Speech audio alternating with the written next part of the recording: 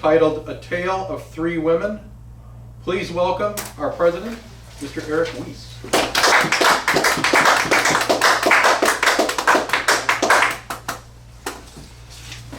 So did you guys hear about the plane of lawyers that the terrorists hijacked? Great tell. They sent down a list of demands and said if their demands weren't met, they would let one lawyer go every hour. This joke has absolutely nothing to do with my speech. That was a great introduction. It's almost as if I wrote it myself. Burlington College. Have you guys heard of Burlington College? It's a Vermont institution that was headed by Jane Sanders. Jane Sanders is Bernie Sanders' wife. And Bernie Sanders' wife, Jane, thinks that Bernie is great. That's why she's married to him. They happen to share a lot of the same values. Burlington College is now out of business. Burlington College had, in 2010, when Mrs. Sanders was elected to that college as their president, they decided to purchase 32 acres of land next door to them for $10 million. Now this is a college that only had 224 students. Wow. But they decided they wanted to expand by taking $10 million in debt. And she rationalized this by saying a lot of people were going to donate to her because she was going to be the next president's wife and there'd be a lot of payback involved. Well, when this didn't happen, what do you think happened to Burlington College? BK, bankrupt. That's socialism in action. What Margaret Thatcher said about socialism is, socialism only works until you run out of other people's money. In this case, she borrowed a bunch of other people's money with no way to pay it back, and it's now collapsed. Second person I want to talk to you about, Mother Teresa. She was recently canonized. She actually founded the Missionaries of Charity in 1950, and she had over 4,500 people working with her in her organization, and they worked for free. In other words, they worked for voluntary donations from the community that they served. And so what they did is they built hospitals. And the hospitals were for those with AIDS and leprosy and tuberculosis, a lot of people who weren't ever going to get better. And with the money that she did get, she didn't really spend a lot of money making them feel good by giving them drugs, because she couldn't afford to give them a lot of drugs. But what she did give them is the dignity of having a person spend time with them, which many of these people had never had that dignity before they died. And the pain that they suffered was intense. They weren't given drugs to deal with it, but they were given a caring, loving individual that they can talk to and confide with before they passed away. For this, she was awarded the 1979 Nobel Peace Prize, and she was canonized as a saint. One of the things that you may not know about her is she was rabidly anti-abortion. She viewed it as murder, and she said those exact words. Let me go ahead and repeat what she had to say about it. America needs no words from me to see how your decision in Roe v. Wade has deformed a great nation. The so-called right to abortion has pitted mothers against their children and women against men. It has shown violence and discord at the heart of the most intimate human relationships. It has aggravated the derogation of the father's role in an increasingly fatherless society. It has portrayed the greatest of gifts, a child, as a competitor, an intrusion, and an inconvenience. It has nominally accorded mothers unfettered dominion over the independent lives of their physically dependent sons and daughters, and in granting this unconscionable power, it has exposed many women to unjust and selfish demands from their husbands or other sexual partners. Human rights are not a privilege conferred by government. They are every human being's entitlement by virtue of his humanity. The right to life does not depend and must not be declared to be contingent on the pleasures of anyone else, not even a parent or a sovereign. Strong, strong words. And as part of her charity, that's what she did. She, as in any charitable organization, comes with a set of values. And she shares those values with those that she cares about, because she actually does believe that those values are the best values to help you have a meaningful existence, a pleasurable life, and a place in the afterlife. Charities collapse, though, when capitalists stop their voluntary contributions. And now I'm going to go ahead and talk about the third person, Oprah Winfrey. Oprah Winfrey is the quintessential capitalist. She is a multi-billionaire. She's one of the top 50 wealthiest people in our country. And she got that way through trade. She got that way by giving us something that most Americans, I don't actually watch her show, but I assume somebody out there does because her ratings are amazing. She even told everyone to vote for Obama, and supposedly people credit her with 1 million votes as a result of her decision to vote for Obama. She's very influential among a lot of people, and she is a success story. But she's a success story not because she's helpless or not because she's a not-for-profit. She gives them entertainment. She gives them self-help classes. She gives them TV. She gives them radio. She gives them plays. And people pay money voluntarily and get something in value greater than what they pay.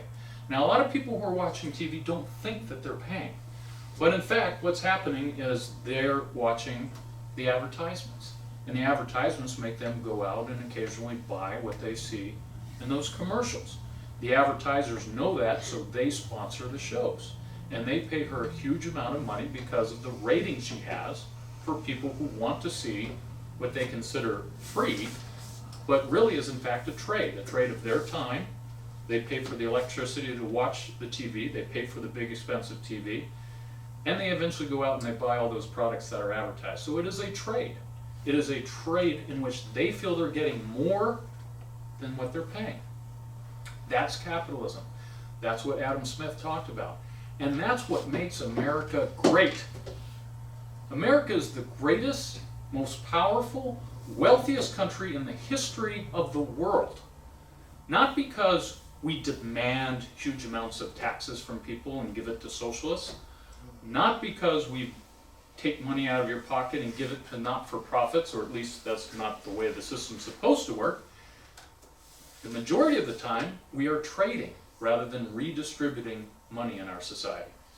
And Oprah Winfrey is a perfect example of how people can become billionaires through trading and giving more value to those that they entertain than what it costs in return. Now, what has Oprah Winfrey done with a lot of that money? She has donated millions and millions of it to not-for-profits, which gets back to what I was talking about before. If you like St. Therese, if you like your favorite not-for-profit, the YMCA, if you like the blood bank, a lot of these places don't provide a benefit that people pay for without voluntary contributions from capitalists. Capitalists are the ones who make the free cash flow, the ones that have money at the end of the year who can decide to do with it whatever they want. They can go buy one of the products that they watched on TV, they can go and donate it to their church, or they can go and give the money to Mother Teresa, or if they're really feeling sorry for a socialist, they can go vote for Bernie Sanders. However they decide to spend their time and money, it is voluntary. But it's not always voluntary. When the socialists actually get elected, nothing becomes voluntary after that. If you look at some of the socialistic countries around the world, you'll know that Russia got ahead in its early Bolshevik career by stealing all of the land from the kulaks. They came and nationalized it. Nationalizing is another word for stealing. It's called government theft. And they took over all this private property and made it state property. And then nobody wanted to go out and take all the weeds out and work 14-hour days, because at the end of every year, that portion of land was given to whoever was politically connected. Not to the person who slaved away at it for a whole year, but to the friend of the buddy who was in charge who happened to be a communist. And what you guys should remember is the Communist Party is only 2% of the Russians. 2% of the country controls and exploits the other 98%. It is actually a modern form of slavery. You know, people think that slavery has been gotten rid of. Not in totalitarian governments. There's totalitarian governments that essentially treat 98% of its people like slaves.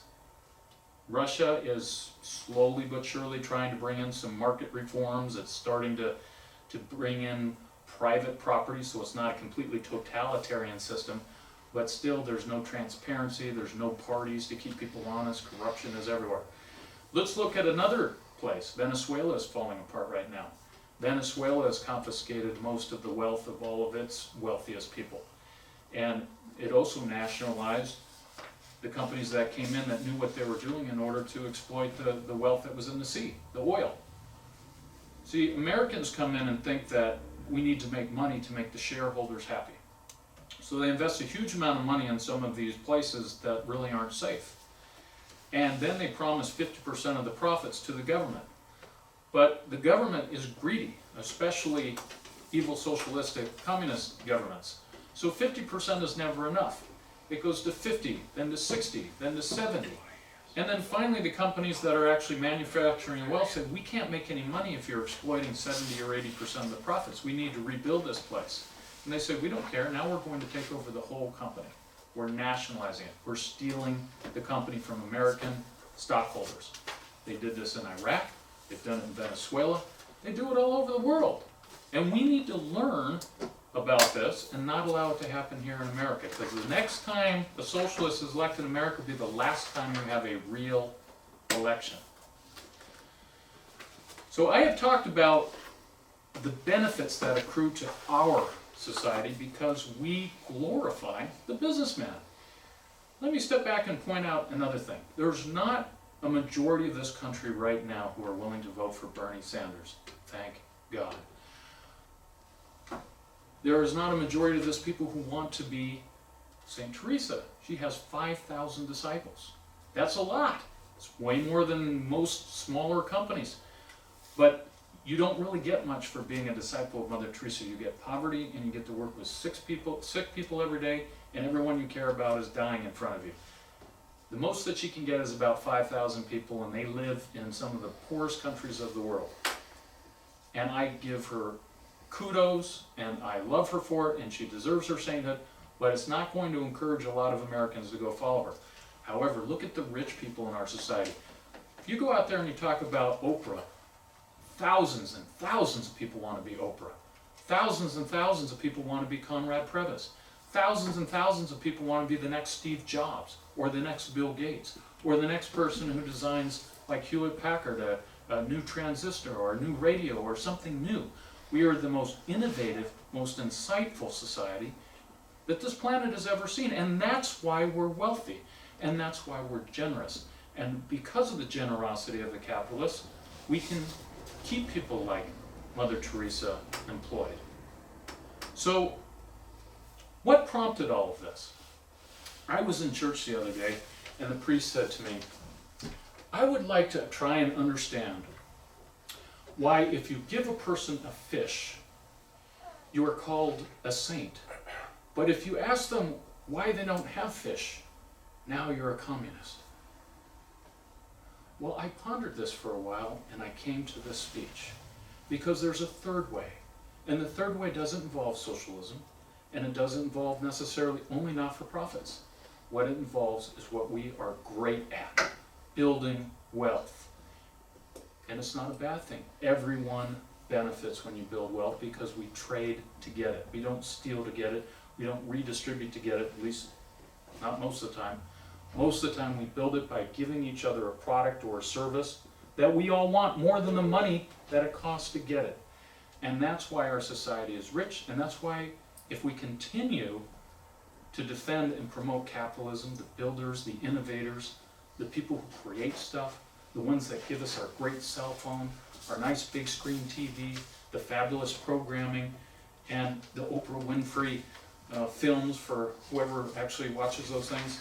As long as we continue to do that, we will continue to grow as a society, and will continue to be the most charitable and most generous of any society the world has ever seen.